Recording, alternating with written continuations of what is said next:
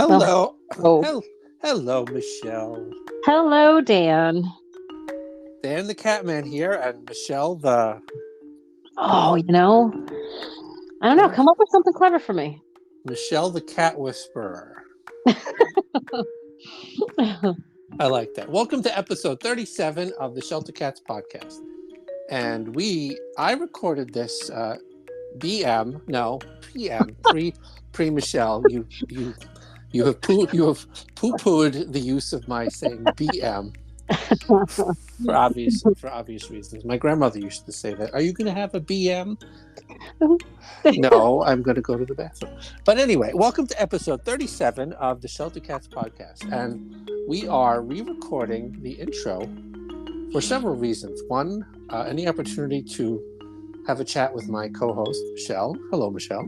Hello. Hello. And we have a couple of announcements for the next few months of this show. That's right. So I wanted to share that with you and discuss it with my co-host, Michelle. So this was recorded many months ago, but so you have to pretend that you were part of the interview originally, Michelle. Yeah.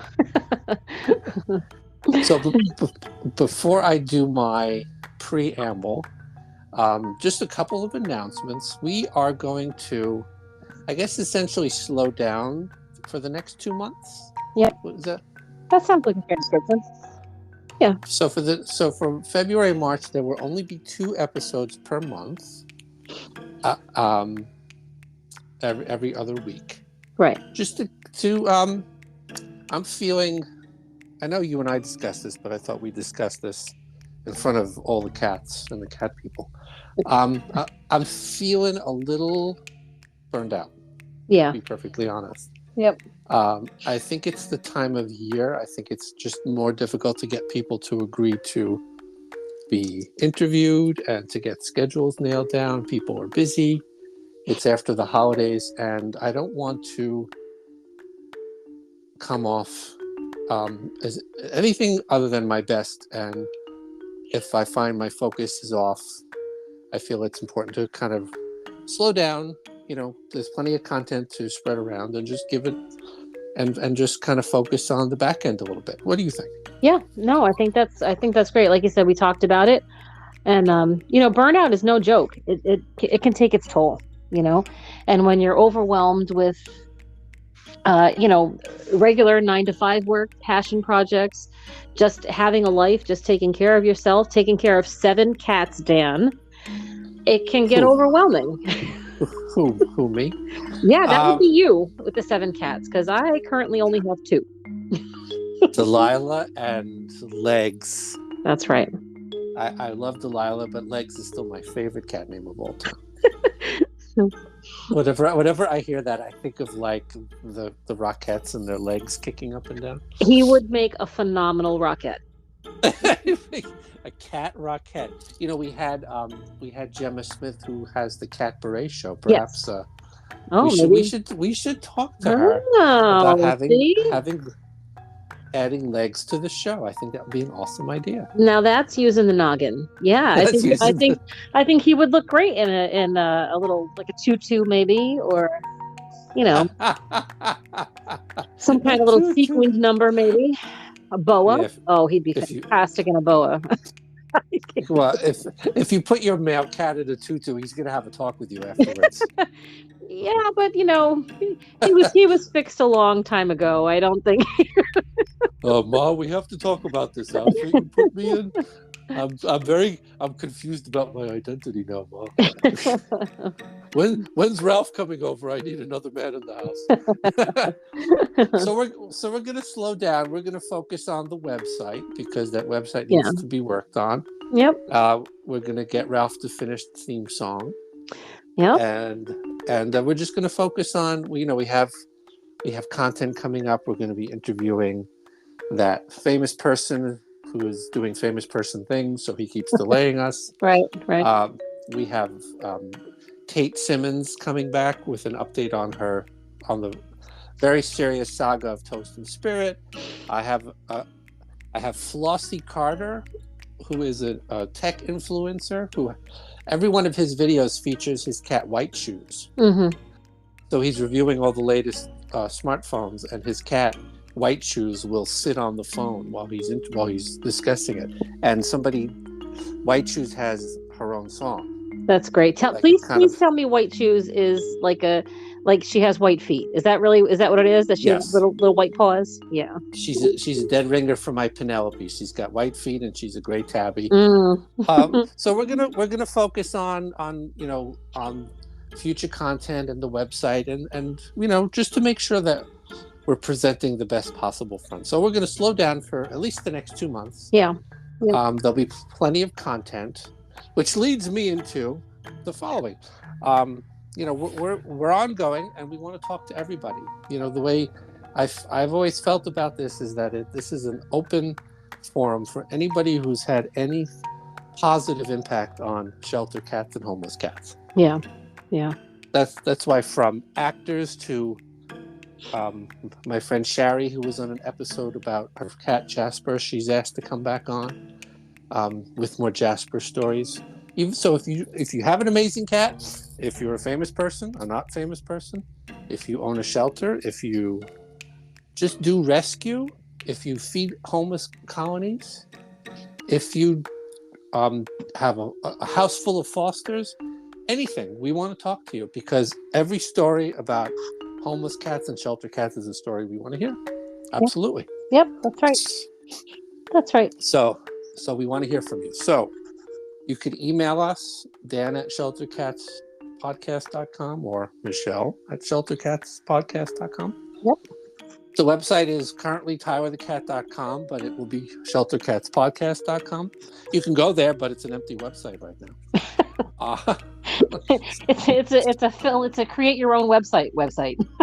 So go there and sign the welcome board, and we'll be back. The Facebook page is Shelter Cats. The Twitter is Shelter Cats POD. I'm still calling it Twitter. The TikTok, Instagram, and Threads, just search Shelter Cats Podcast. The YouTube is Shelter Cats, where we do. There's audio of the show, but you can, if you need closed captions in any language, they're on YouTube. And we have a Medium blog. The Medium blog will continue to be weekly. That is sheltercats.medium.com. And I love, even if you're not on there for cats, Medium is an amazing resource for any subject, any interest you possibly have. Somebody's blogging on it. That's true. There's blogs on everything. From animals to tech to relationships to politics, you name it, it's on Medium. And Medium is not sponsoring this show, although I wish they would. So we want to hear from you. Don't be shy. Just because we're not going to be weekly the next few months doesn't mean we're going anywhere. So with that being said, tonight's interview that I can't retrofit you into any more than I'm doing now. You don't want me to record a few random words here and there. You could just plug them in, just like yeah.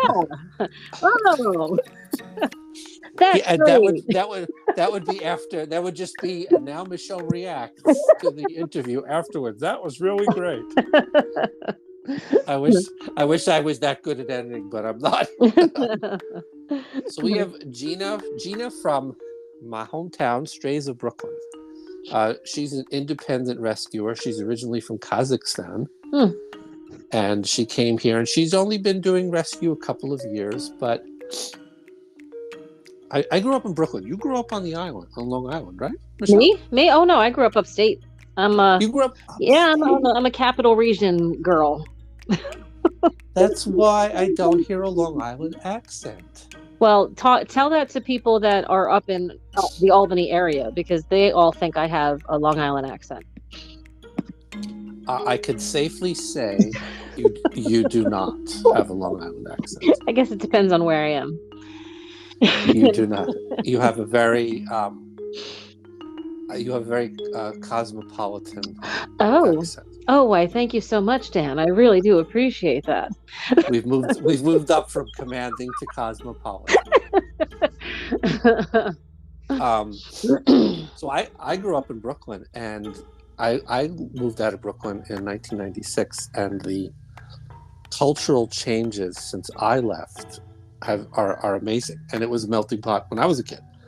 Uh, Right. so Gina, not only does Gina, she got into rescue, she got into trapping, she got into fostering. You'll hear cats in the background as she's talking to me, and she's got amazing stories. She also has a really unique perspective on the Russian community in Brooklyn, and that's a pretty big community, and their feelings, both positive and negative, about the epidemic of homeless cats and stray cats, and some of the fortunate and unfortunate things that go on. So, uh, she's just we connected on Instagram, and she's just every part of Brooklyn has their own kind of fiefdom and their own kind of Mm, neighborhood and culture and community, right. and she's a part of her own community and trying to not only better the lives of shelter cats, and she's become a resource, and she trains people on what she learned about how to trap properly and how to rescue properly, and what to do if somebody drops off 6 kittens Mm, that were several 6 week old kittens in your home. right. Just a great amazing resource, and it was an awesome conversation. So without further ado, that is today's episode 37, Gina from Strays of Brooklyn, and Michelle will be there in spirit. That's right. With that, enjoy. Thank you.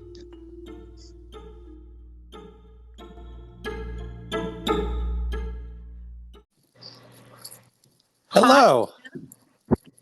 Hi, welcome to the show. thank you. It's so great to have you. How's it going? So far, so good, no complaints. No complaints? Great, Yeah. great. So you are on the Shelter Cats podcast, and so the theme of the show is I like to give a voice to people that have made some difference in the lives of shelter cats and rescue cats. hmm And obviously, you're Strays of Brooklyn, and I grew up in Brooklyn, so I'm definitely glad to be able to speak to you. So, I guess to start, can you introduce yourself? Absolutely, yes. My name is Gina. I mean, my name is Evgenia, but it's easier to go by Gina because not everyone can say my name. Uh, you can hear an accent. I'm Russian, but I was born and raised in Kazakhstan. And I hear, oh, that is surprising. um, what else? I moved to United States in 2014, and I started to do rescue like right before COVID hit. Wow. So you're Yeah. you're pretty new, I guess, newish to the game. Yeah, I'm like a newbie with You're some kind of experience. Now, did you grow up with cats back in where Kazakhstan? I don't want to say it wrong. Did you Yeah, yeah. grow up with cats? How are cats how are cats treated back there? If you don't mind my asking. Yes, I did grow up with cats. We have some cats when I was growing up. We had some dogs when I was growing up. I was always like, one of those children who's gonna find a kitten and bring it home. You know the story. Well, how the cats being treated? It's a lot of strays, but we don't have ferals. Because the differences between ferals and strays, ferals, they do not know how to, if I can say, communicate with people. Right. They never had any communication. They don't know, like, who human beings are. We have a lot of strays. They super friendly. You literally can grab the cat out of the street and you can bring it home. That's a big difference because there are I'm on Long Island, and there's so many ferals versus strays that you can almost tell right away. So, what inspired you to start to get into cat rescue only a couple of years ago? The small colony. I used to live in Midwood. Um, I don't know if you still remember since you were born in Brooklyn. There's a Moisture supermarket on Avenue M and East 4th, I believe. So I used to live on East 2nd, and we had a small colony of cats. It was like maybe 5 or 6 of them. and most of them were like black and white. And there was one tabby cat that I felt so bad because he would be always like, um, they didn't treat him as a part of the colony. Oh, Yeah, and I felt so bad for him, and he was such a sweetheart. So I was like, I started thinking of how am I gonna help this cat? And some of the neighbors they said that there's a lady who helped trap the cat. So I met this lady. She introduced me to trapping. She gave me a trap, and I ended up not getting this cat. He still lives on the street because he is a feral one. yeah. He kind of broke my he kind of broke my heart, to be honest. Because I don't know, I love this cat so bad. Um, But he wasn't having it. He didn't want to come off the streets. he did not. Apparently, he did not. He still doesn't. Yeah, he missed his chance for a good life, but it all started with him. And later, I found a cat who was in pretty bad shape. Unfortunately, he had to be euthanized. And a week after, I rescued a cat who ended up living with my friend. He's living his best life. It's been like 4 years. We still keep in touch. That's awesome. He's so chunky right now. Like, I cannot believe because when I found him, he was skin and bones. That's awesome. So Yeah. so that just inspired you to keep going. Yeah, little by little, you learn what TNR is, you learn how to trap, you start finding the kittens, you learn how to socialize. Now I'm doing a bottle feeding. I currently have 3 kittens that I bottle feed. And yeah, that's how it is. You just get more experience. So how big is your? I know you're not an official organization, but you're working towards that. I hopefully one day I'm gonna have my own 501c3. Yeah, that is my dream. So is it just you? Do you have a like a group of volunteers? No, it's just me. Like most of us, we know each other, so we kind of help each other with trapping, fostering. Um, I don't have a group of volunteers. I'm the one who volunteer for some of the organizations who help with the cats, and when I need help, I ask them to help. But I'm mostly like independent rescuer. That must be challenging and a lot of very time consuming. Oh yeah. Oh yeah. To put it You have mildly. no idea. That's and how many do you have any kind of number of how many cats you think you've helped in the past couple of years? I used to try and like, remember everyone, but now I'm like, I just give up. You lost track. I did. Yeah. Sometimes, there's like Facebook has memories from like 1 year, 2 years ago, and I look at the cats. I'm like, who are you? I don't I do remember. not remember who you are, but I'm happy you safe. And that's. Are you still in Midwood, Brooklyn? I grew up on Coney Island Avenue and Avenue S. I'm still confused if we consider to be Midwood and Avenue P and West Second Street. I don't even remember. I think that would be more Midwood than I don't know what that area was that I grew up in. More like Uh, Coney Island, maybe, or Sheepshead Bay. I don't remember really. I don't know where I am, to be honest, but probably Midwood. I have no idea. I know it's in Brooklyn. So you've recently got into cat rescue, and do you find homes for them as well? Have you been able to find like what's the ratio of colony versus you've been able to find homes for the cats that you've come in contact with? Yeah, yeah, absolutely. Like that's what I said. Um, there are some rescue organizations that I ask for help. I'm always like, happy to foster all of my rescues because fostering it does save lives, and unfortunately it's not a lot of fosters. Right. So whenever I have a cat, like now I have bottle babies that I raised, who's in need of home, I just reach out to the organizations asking, hey, are you gonna be able to help me and adopt them out? I'm more than happy to foster until the home is found. And most of them they say yes. That's great. How did you find these the kittens that you're bottle feeding? Where did they come from?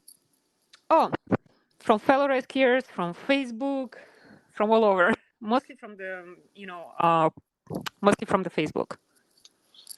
And that's I have five of my own, and I have foster failed 3 times. My last three are foster fails, so I'm not good at fostering because I can't give them up. Um, Is that something that you find is difficult? As how many are you fostering at the moment? Do you find it difficult to let them go? Because I just couldn't, and that's why I had to say I want to help. I want to help the organizations near me to foster, but I suck at it because I want to keep them all.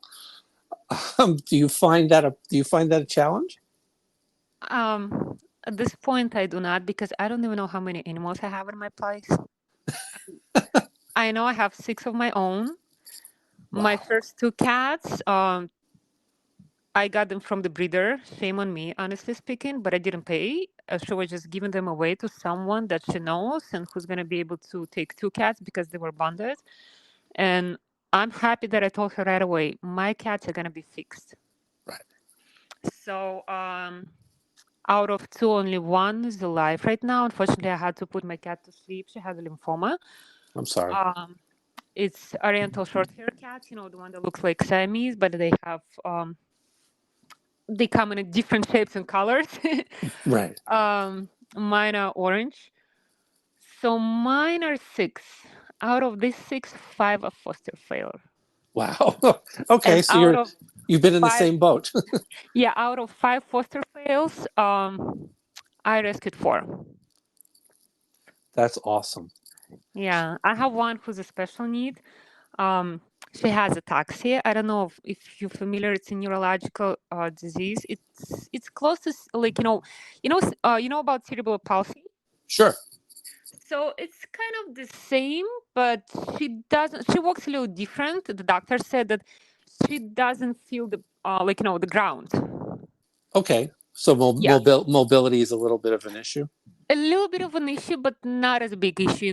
She's kind of mild to moderate, and she's my foster failure from Papi Kitty and Vice City. So what do you do? Is there medication or treatment or what No, is how do you handle that? I just have extra rocks all over my apartment, and that is it. It's neurological. There is no treatment. Okay, so she's just living She's her just a best, little wobbly. little wobbly. Yeah. I'm Well, sometimes I have the same joke to like I'm like Mookie, what did you drink again? You know. So she never, and she also has one eye. So it's oh, yeah. she sounds adorable. She really is actually. She has her own Instagram. It's Mookie undergo ch undergo kitten.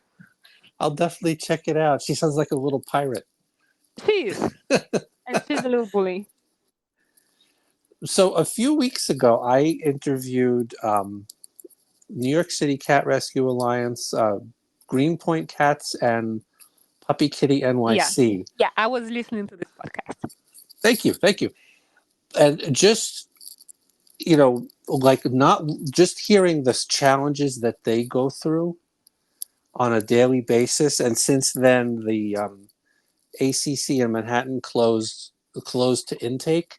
Mm. As an individual rescuer, newish to the scene, I'd love to get your take on like the state of affairs of the homeless cat population, like in your neck of the woods. Have you seen any differences? It's a disaster. It's a disaster. That's the worst here. I And never had so many bottle babies who wouldn't have mama cats. I've never found so many friendly cats just roaming the streets trying to survive. It's a disaster.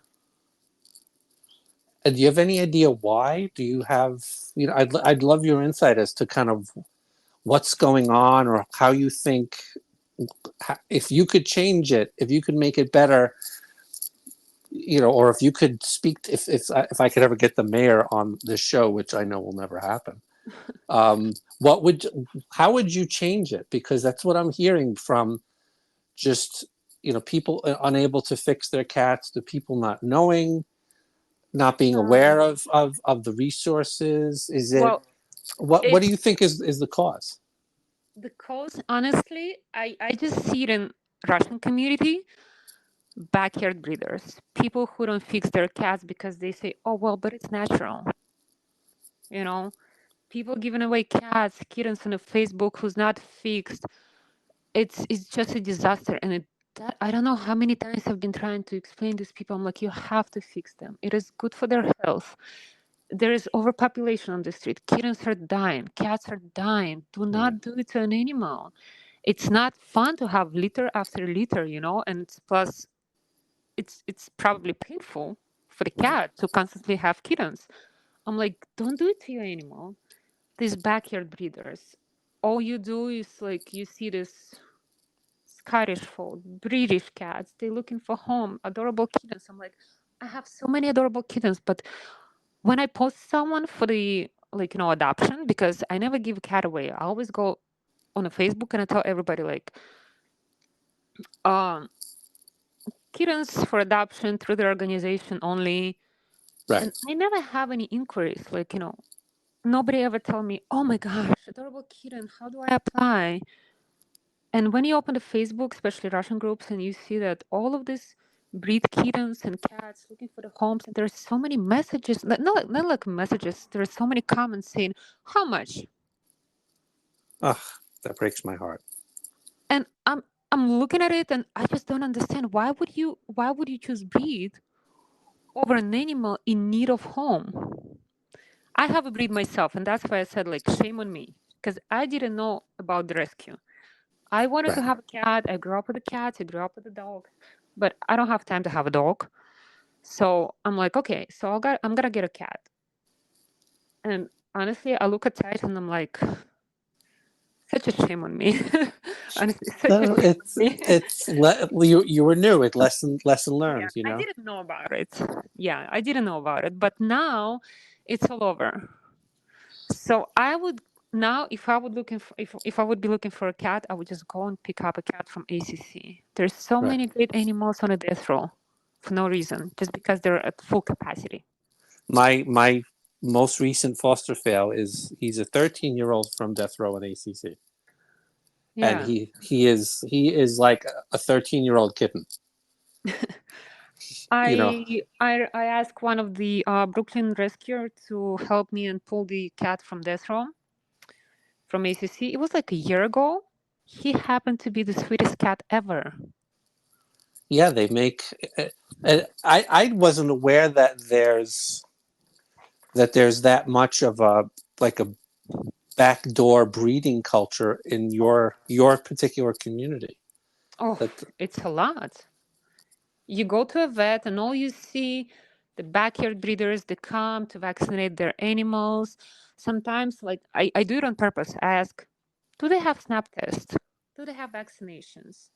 And if kitten is 2 months old, they say yes, they're fully vaccinated. I said, how can you fully vaccinate a 2 month old kitten? right. They cannot have rabies. I'm asking them, what about the snap test? Oh, whoever is buying, they can pay for the snap test. I'm like, so you sell the kitten without snap test? There's so many cases when cats, kittens, they have FELV and people don't know about it. They Right. just get an animal who is sick, they spend all of the money that they have to keep this animal alive, and we know the ending. That just and there's no way to kind of, I'm sure you've tried, there's no way to convince them to, all the organizations I speak to, they try to have programs where they just try to educate people on the why you shouldn't do that when there's so many. When ACC is filled with cats like my Taylor, who he every time I record a podcast, he sleeps at my feet, where I record. When there's so many like him, like that you have, to hear that people are just looking to make a buck by doing that. It's just, I wish there was a way to get the message across that there's a better way. I did try, but people would just tell me, I want to have a breed. And I'm asking, what is the difference between having a breed and a shelter cat? You literally go and save someone's life. And they say, Yeah, I love animals, but I want to have a breed. I help them. I send them money. I'm like, okay, that is good for you. But by sending money, you do not save a life. You do not save an animal from being euthanized. I just don't know. yeah, I don't know. I just give up, to be honest. yeah. It's just enabling that breeder to keep doing that. Yeah. When the most appreciative cat, he thanks me basically. I've told him, you don't have to stop. You don't have to thank me anymore. You're good. We're good. You're staying. but he still thanks me and is the most appreciative cat once he knew he was safe here because he was literally hours away from you know what Being euthanized. Yeah, at a rescue. Put him on Facebook, and my friend tagged me, and I said, "Yeah, get him. I'll take him." And yeah. I I stopped watching my language, to be honest, when it comes to this. yeah, I just go straight forward. I said, you know what? By choosing a breed, you literally kill someone in the shelter, and they get upset because of me saying that. I'm like, but it is what it is. it's the truth. Yeah, people don't want to accept the truth. Well, at least we have people like you. You're doing everything you can. Um, as an independent rescuer, you're bottle feeding. I have bottle fed. I understand. That's a lot. Oh, That's a big. you know the struggle. That's a big responsibility. Yeah. I had to go home every 2 hours when I was working. At an office to go bottle feed the kitten. So I totally get it. I'm so appreciative that you at least you're trying to make a difference in your community, in your part of Brooklyn. Because when the other rescues I've spoken to, they're more Manhattan, they're more different parts of Brooklyn. So getting like your part, which is closer to my old neighborhood, it's definitely a good insight. Good, bad, or indifferent, just to hear that at least there's somebody that's trying, that you're plugging into whatever to the organizations that you work with. And I assume you have a day job, so this takes up basically all your free time. Yep. Yeah, that is so correct. But I'm a lucky one because my neighbor, she learned how to bottle feed for me. That's So when awesome. I'm working, yeah, she's the one who goes and she's checking on the babies. She knows how to give them IV fluids and that, like, in case that they need it. But now she's away for a month and I'm literally sitting in her apartment because I'm watching her dog. And these three bottle babies that I have, thanks God I have a fellow rescuer who agreed to co-parent with me. Go parent. Well, yeah, that's how I call it. 'Cause she has them most of the time because I'm working. And I'm just so grateful, honestly. I'm just so grateful for all of the people that I met during all of these years. There are so many great people in rescue. They're so helpful. It takes a village to save an animal, but it does worth it. Absolutely. I just doing this, and I feed colonies where I live, and just meeting the people that everybody's got a life, everybody's got a job or a family, everybody's got pets of their own. Somebody I spoke to had 9 cats of her own and was fostering. Um, just the people that you meet that just want to help. So when you tell me of the unfortunate things of backdoor breeders, but then you have to look at the positives, that there's so many people that are trying to make a difference with helping as many as we can. So this was really great. How can people find you? Um, on Instagram, on Facebook, like some of the Russian community, they know me from the Facebook, and they do reach out asking for help. When I can, I take. I most of the times I say yes to the bottle babies, even though I'm exhausted because I know it's not a lot of bottle feeders, Right. and it's honestly it's so easy to learn. So how do you how do you bottle feed? Just for people that might not know, like what's involved in bottle feeding? At what age? What's the procedure? What age to what age do they need to be bottle fed, and how do you do it? What's your secret? There is no secret, honestly. You just have to be patient and you have to take care of yourself. You have to take as many naps as you can. It sounds like That's a what I was sounds like a doing baby. today. Yeah, that's what I was doing today. I'm like, okay, I have to wake up by 8 o'clock because I have a phone call with you. Well, it always depends on the age.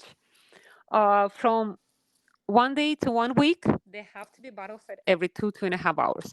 Usually, when I get the kitten for the first like 3 or 4 days, I bottle feed them every 2 hours. Okay. It's like newborns. Once they start gaining weight, they have to gain at least 10, from 10 to 20 grams a day. Even if they gain 5 grams, it's already good as long as they don't lose. Okay. Once they start losing, it's an issue. Um, when they move from 1 week to 2 weeks, it's 2.5, 3 hours. Okay. My kittens right now, they move in like from, I believe they 3 weeks. No, no, no. From 2 weeks to 3 weeks. They're gonna be 3 weeks because they already opened their eyes. It's gonna be 3.5, 4 hours. I honestly give myself 30 minutes at night because I cannot be constantly exhausted. So during the daytime, I bottle feed every 2 hours when it's newborns. At nighttime, every 2.5. And how much do they eat, or as much as they want? Is there a limit that you should feed them? I always give them as much as they want. The person who was teaching me how to bottle feed, she told me it's not gonna hurt to offer a bottle again. So what I do is right now I have a kitten who had an issue swallowing the formula, and he was vomiting with the formula, and it was coming out through his nose. Oh boy. Yeah, I never had it. Like I was so scared. Um, so what the vet told me, he said you have to give him a little bit, give him a little bit time. So it's gonna like he's gonna swallow. It's just gonna come down to his stomach a little bit, and give him formula again. So that's what I'm doing with this boy now. And it's work. Is Uh, it working? it does. Thanks God it does. Yeah, because what I was going through for this like almost 2 days when he was throwing up the formula from the nose, it was horrible. Oh, that I w- was I lost my sleep honestly. I was like a zombie. I lost my sleep. yeah, that would scare the hell out of me. That was me. I was literally shaking. Yeah, I that would I've never seen that, and that would break my heart. Me too. Me too. Yeah, and you have to every single time when you bottle feed, you have to stimulate them. So they have to pee every time you stimulate them. They can poop at least once a day. Okay. So If they don't poop for 2 days, you have to start worry about it. You have to massage their belly. You have to mix a little bit of pumpkin, to their food. If it doesn't work, give some mineral oil. okay, But mineral oil usually works like 8 hours after you give it to them. okay. So as that like right after they eat, you stimulate that. I did not know. I usually stimulate before Okay, they do their business. They eat. I feed someone else, and I go back and stimulate the one that I fed first.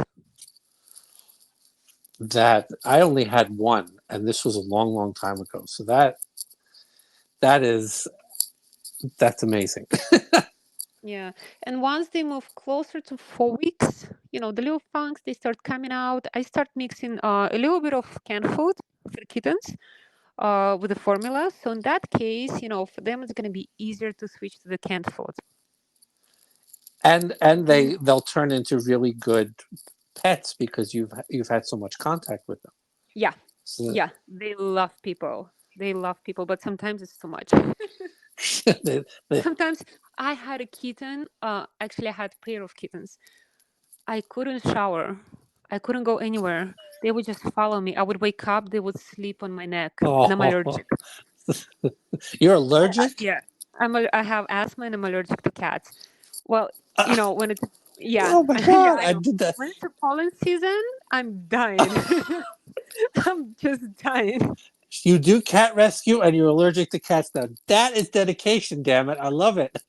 I never had any allergies until like 4 years ago. Bottle feed inhaler, bottle feed inhaler. Yeah, Listen, I have asthma too, and I still have five in a two-bedroom apartment. It won't stop me. yeah. You can just use air purifier. Works well. Yeah, I have one of mine gets sneezes when it's spring. He has seasonal allergies, I guess. So I have a purifier for him. I have one for me. we're all, we all have something in this Each place. of you get air purifier. You change the filters. Listen. There's nothing. Uh, After all that, there's nothing like the unconditional love of a cat. Yeah, you can always work it out unless it's a severe allergy. Yeah, Unless people literally like suffocate. That's why I don't understand when people tell me, "Oh, I'm allergic." I'm like, "How badly you are?" I'm sneezing. Like, seriously. That's not really an allergy. Yeah, it's not even an allergy. Yeah. Know about allergy. No, I have a friend that I think would need an EpiPen if she came over. So she gets a free pass because she has a severe allergy. But Yeah, this is a severe allergy. but Yes, but absolutely. just sneezing, itching. Yeah, that's nothing. That's nothing. Yeah, I get that every day. That's nothing. yeah, exactly. I don't even pay attention anymore. So what do you hope to be a 501c3? Like, where do you see Strays of Brooklyn going from here? Do you want to keep doing it yourself? Do you want to kind of expand? I It, always had a dream, even back home, I always had a dream of having a shelter. that's a A no-kill shelter. Before it was like for people and for animals. Now I'm just so fed up with people. And yeah, only for the animals. there's definitely a need for that in Brooklyn. Oh, everywhere. I believe it's everywhere. That's a good goal. If I could do this full time, I would head towards that as well. Yeah, Uh, that's the main issue. Timing is the main issue. yeah. Well, listen, this was really really awesome. I like to end by like I want to give you the floor for a minute. If you have like, what's the one big piece of advice that you want to give people about cats? So I'm going to give you the floor. Don't hold back. Well, the first is gonna be adopt, don't shop, obviously. Feed the strays. If you see animal in need on the street, don't be one of those people who's gonna be someone else is gonna help. No. Sometimes there is no one else who's gonna help. Help the animal. Bring to the ACC. Reach out to whoever you can. We all have bathrooms. Yep. You can keep a cat in a bathroom. I do it on a almost daily basis. Even now, I have kittens living in my bathroom. There is always a way to help an animal in need.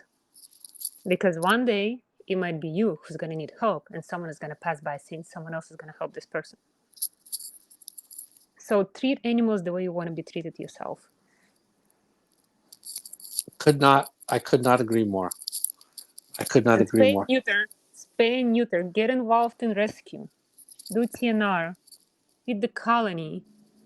I have such an amazing cat in my colony. Oh my gosh, I love them so much. Hopefully one day I'm gonna have a house and I'm gonna take them all off the street.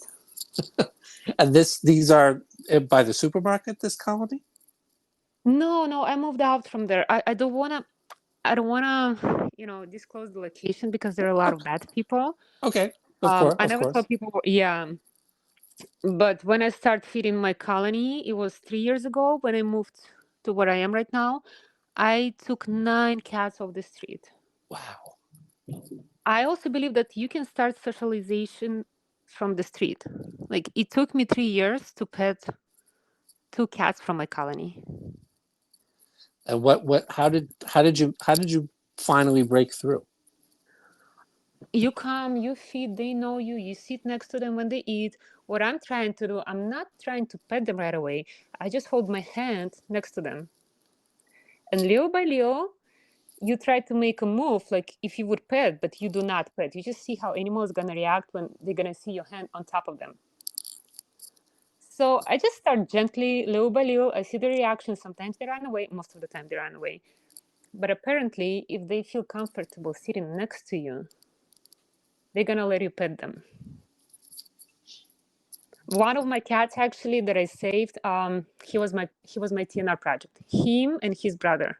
He ended up living with me, and his brother he got adopted. That's all. That's really, because a lot of the people here that feed the colonies on Long Island, there are big colonies, all over. There's not as there's not even either they don't have the time or the interest or they don't want to put in the work. But that's I have a colony of 7 that show up at my door where I live, and some I'll kind of just hang out there if the weather's nice. Yeah, I'll you just can kind just of hang out. I'll hang out. Some of them kind of approach me, a couple are like, get the hell away from me.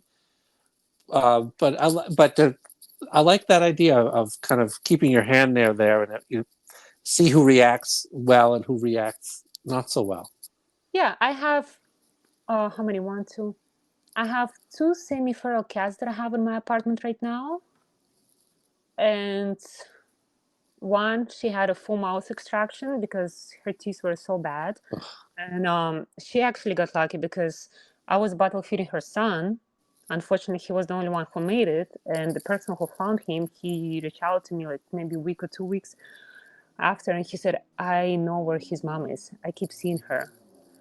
So she was trapped, not by me. Someone else helped me. And sometimes, you have to trust your gut. You see an animal and you know that not like they don't belong on the street. Nobody belongs to be living on the street. You can say that they gonna be comfortable living indoor.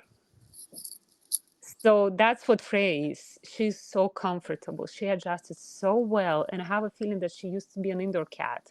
She was just probably dumped years ago. So that's why she has a little bit of a trust issue. But she started greeting me. She's rubbing against my legs. She's sleeping on my bed, obviously, when I'm not home. But it does take time for some cats. Some of them they never recover. Yeah. Unfortunately, not everyone can adjust for for the indoor life. But these two ladies that I have right now, one she's with me for a little bit over a year, and I'm able to pet her when she's eating. She's a little stalker. God forbid I'm gonna go and shower and she's not gonna be watching me. It's gonna be a disaster for her. But she's the most loving feral cat I ever met in my life. Seriously, she follows me everywhere. But you can't really pet her too much. Unless she's eating. Yeah. And you're never alone. Even when you're showering, you always have Yeah. you always have Oh, they company. always wait for me. My Mookie, the one who has ataxia, she's always waiting for me. She's like my little security. God forbid I don't talk to her for a couple of minutes. She starts meowing, like, "Mom, are you okay? Are you alive? This water." I'm like, "Okay, Mookie, I'm fine. Don't worry about it." Yeah, they appreciate you. They know where they come from, unless it's bottle babies, you know. And Yeah. I do have a feeling that they know you saved them from living on the street. One Oh, of my colony cats who got adopted, the person who saved him, like she was fostering him, but she said, "You know what? He's fitting in so well. I'll keep him." I said, "Go ahead." And she said that he doesn't even come to the window. He doesn't it, even want to look outside. wow. Yep. Uh, put that in her past. Yeah, like some of them, they were so traumatized, they don't even want to watch the birds. I could understand that. It took my Taylor, the ACC cat. It took him a little while. It took him like a month to start looking out the window again. Because his owner died. He was dumped on the street. His two brothers didn't make it.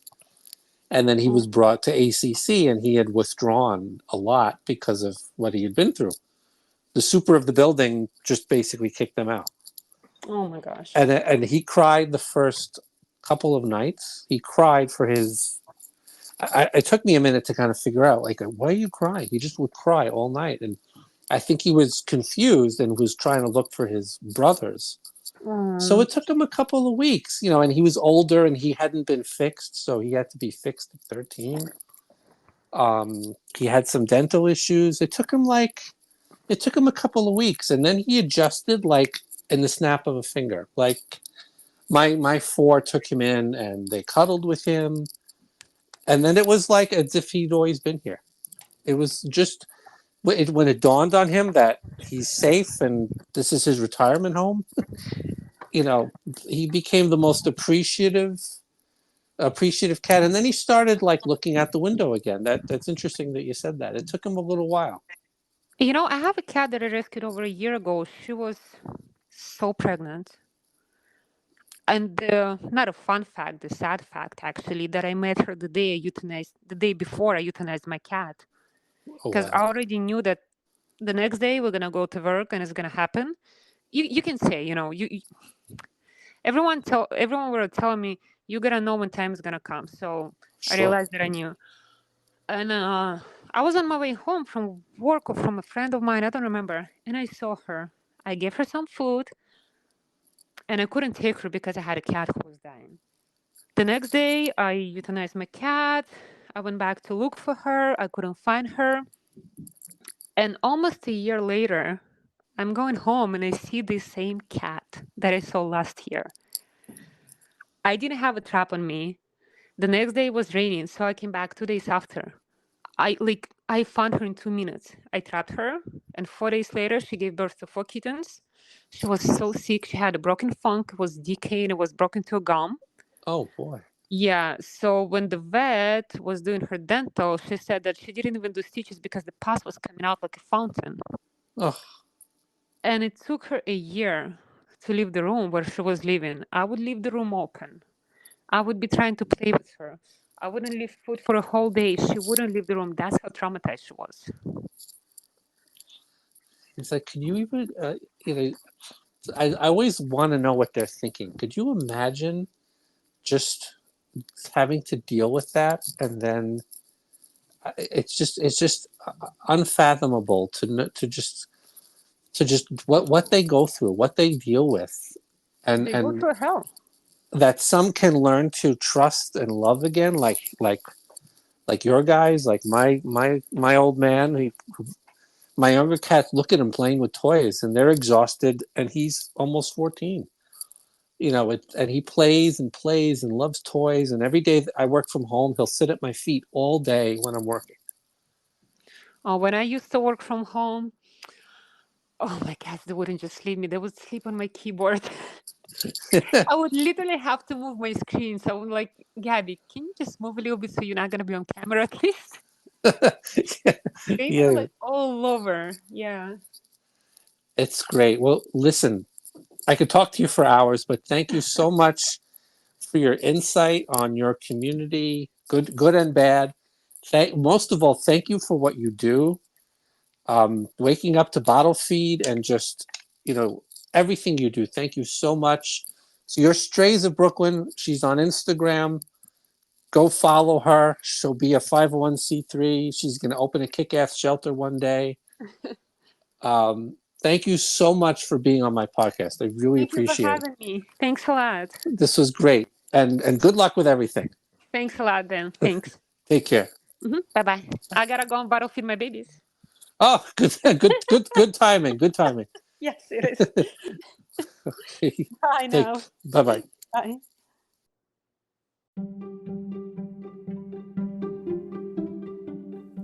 Dan the Catman here again. And there you have it. How awesome was that conversation? I could have talked to her for far longer. We'll definitely have to have her back on the show just to see how she's doing, after a while. It's just, she's new to the game, and she's just, she's in like Flynn, as the corny saying goes. She's just putting every ounce of her being into trying to help the population, even when she faces headwinds, even when she faces challenges like the unfortunate breeding thing that goes on behind closed doors, which pisses me off to no end, that people are so greedy and blind and whatever. Don't get me started. Even when facing that kind of reality, she still plows full steam ahead, wants to do more, wants to help as many as possible, even if it means waking up every couple hours to bottle feed kittens and stimulate their bellies until it goes out the other end.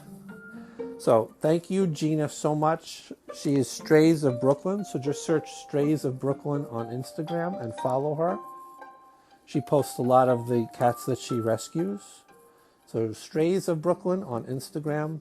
Go follow her right now. Go ahead, I'll wait. And thank you, Gina, and thank you all so much for listening. The listener numbers are shooting through the roof. I'm amazed at the response to my little show that I record on my phone with my noise-canceling headphones and edit myself on the app. I'm just amazed at the response to this show. Thank you so much, everybody, for listening. Go pet your cats. Go cuddle with them. Give them lots of love. Give them lots of treats.